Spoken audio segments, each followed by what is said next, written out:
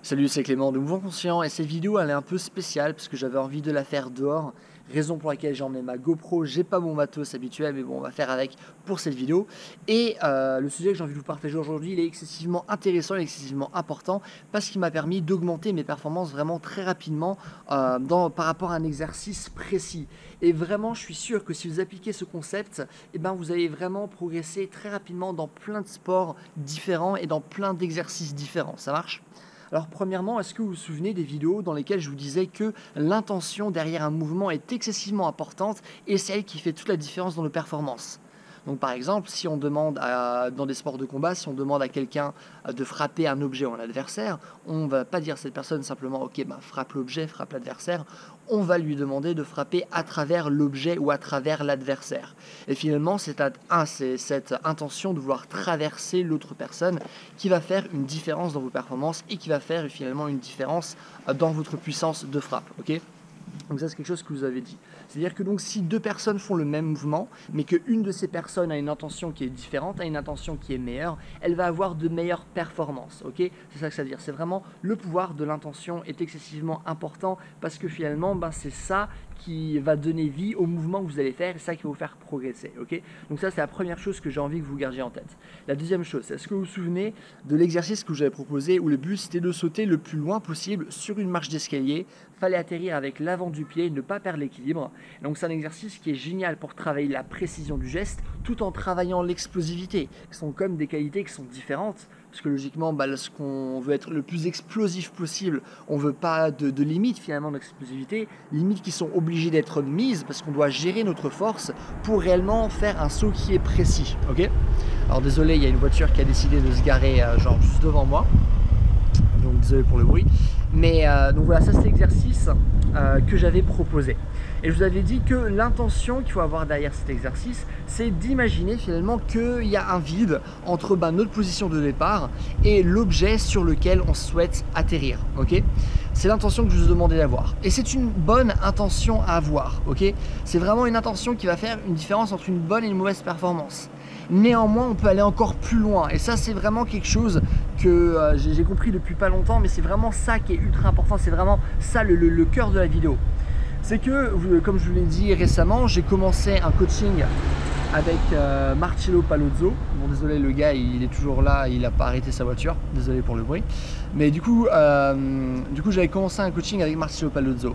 Et du coup, en discutant avec lui, il m'a dit que justement, on allait faire ce genre de choses, c'est-à-dire, finalement, sauter d'un rail à l'autre, d'une rampe d'escalier à l'autre, etc., où il y a un vide, finalement, du coup, en dessous de moi, et où finalement tomber, et où, si maintenant je n'ai pas suffisamment de précision dans mon geste, je risque de tomber, je risque de me faire comme sérieusement mal. Ok ? Et en fait, à partir du moment où je savais que c'est ce que je devais faire, que j'allais être confronté à ce genre d'exercice, du coup ça change tout, que justement je vais devoir sauter au-dessus d'un vide et que je risque vraiment de me faire très mal, c'est là que ça a totalement changé ma vision. Parce que là, lorsque j'ai fait l'exercice, je me dis non mais c'est pas juste maintenant faire l'exercice pour faire l'exercice, c'est que j'en ai besoin, c'est que si maintenant je ne réussis à pas bien faire cet exercice là, je vais me faire mal plus tard. Là on déconne plus, ok ? Et à partir du moment où je me suis dit ok là on déconne plus, je n'ai plus fait l'exercice de la même manière. Je peux vous assurer que maintenant ce que je fais, je suis beaucoup plus précis qu'avant. Et c'est pas parce que je suis maintenant beaucoup plus coordonné qu'il y a quelques semaines, ou c'est pas parce que maintenant je suis beaucoup plus explosif, non. C'est que maintenant je sais qu'il va arriver de mauvaises choses si je ne développe pas cette capacité-là. Donc ça a totalement changé ma manière de m'organiser en fait. Mon système nerveux ne voit plus cet exercice de la même manière et donc mes performances ont augmenté instantanément. Ok ? Donc ça c'est quelque chose qu'on peut vraiment appliquer en parcours. Du coup au lieu de simplement faire des exercices, on va bosser notre explosivité et notre précision, par exemple comme l'exercice que je vous ai montré, dites-vous ok dans 5 mois ce que je vais faire c'est que je vais faire le même exercice sauf qu'il y aura un vide en dessous de moi. Vous vous dites ok je vais le faire, vous mettez une date butoir et je peux vous assurer que votre corps ne va pas s'organiser de la même manière. Ça me rappelle un peu la loi de Parkinson.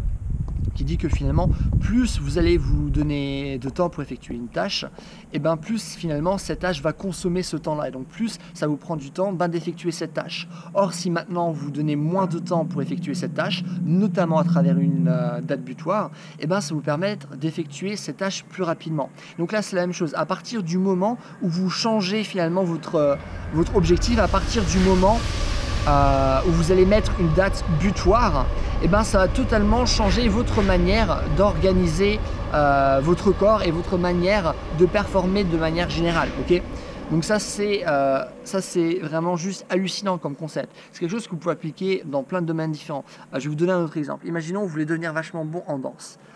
Bien sûr, par exemple, si vous faites du hip-hop, on va vous dire ouais ben toute cette notion finalement de flow qu'il faut avoir en hip-hop, et c'est aussi une culture où il y a pas mal genre de battles de danse, etc.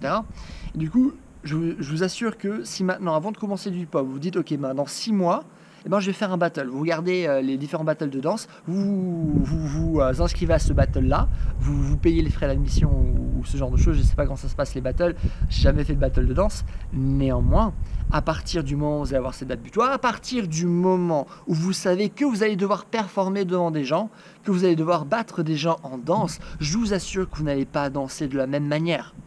Je vous assure que vous n'allez pas avoir la même coordination, vous n'allez pas avoir la même concentration. Et nous, ce qu'on sait, c'est que plus notre concentration va être forte, plus finalement l'objectif qu'on va avoir va être important à nos yeux. Il va être important parce qu'il y a une putain de date butoir. Il va être important parce qu'il y a quelque chose à faire par la suite. Et ben, ça va favoriser la plasticité de notre cerveau. Ça va favoriser finalement notre apprentissage. Et j'avais fait une vidéo à ce sujet avec les références scientifiques qui prouvent justement ça. Donc je vous assure que si vous appliquez ce genre de concept, et donc comme je dis, vous pouvez l'appliquer dans plein de sports, je vous ai donné maintenant 2 exemples, et bien vous allez progresser beaucoup plus rapidement, c'est sûr, ok. Et donc moi je le vois, et je vous conseille simplement là maintenant de réfléchir et de voir comment vous pouvez l'appliquer dans votre sport, comment vous pouvez l'appliquer par rapport finalement aux exercices sur lesquels vous travaillez en ce moment. Ça marche ? Donc voilà, bah écoutez, c'est tout ce que je voulais dire dans cette vidéo. Si vous avez plu, n'hésitez pas à me mettre un j'aime, et comme ça ma vidéo sera mieux répertoriée, ce qui est cool pour moi. Si vous avez des questions ou des choses que vous ne comprenez pas, n'hésitez pas à les mettre dans les commentaires. Je réponds à tout le monde, comme d'habitude. Et dernièrement, si on a un programme qui parle justement de mouvement, qui parle justement d'entraînement de manière générale, comment développer notre force, notre vitesse, notre endurance, notre coordination, et ce, de manière efficace, avec des programmes d'entraînement que vous pouvez suivre, n'hésitez pas à aller sur mon site, c'est le premier lien dans la description. Et voilà, c'est tout, passez une bonne journée, bye.